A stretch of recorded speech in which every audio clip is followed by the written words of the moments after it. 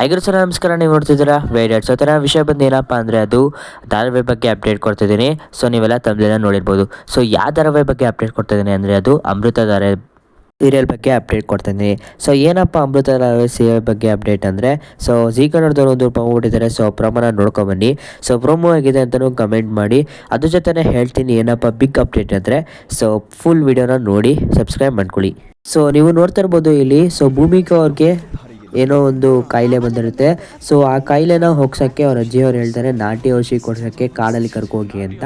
So ಆಗ ಅವರ ದುಶ್ಮನ್ಗಳು ಹೊಂಚಾಗ್ತಾ ಇರ್ತಾರೆ. ನಿಮಗೆ ಇಲ್ಲಿ ಕಾಣಿಸ್ತಾ ಇರ್ಬೋದು. ಅವ್ರನ್ನ ಕಾಡ ಮಧ್ಯದಲ್ಲಿ ಬಿಟ್ಬಿಟ್ಟು ಹೊರಟೋಗ್ಬಿಡ್ತಾರೆ ಅವರ ಡ್ರೈವರು. ಸೊ ಆಗ ಅಣ್ಣಯ್ಯ ಧಾರಾವಾಹಿನ ಪಾರು ಅವರು ಸಹ ಅಲ್ಲೇ ಕಾಡತ್ರನೇ ಇರ್ತಾರೆ. ಸೊ ಅವ್ರ ಜೊತೆ ಕರ್ಣ ಧಾರಾವಾಹಿನ ನಾಯಕ ನಟನಾಗಿರೋ ಕರ್ಣ ಅವರು ಇರ್ತಾರೆ.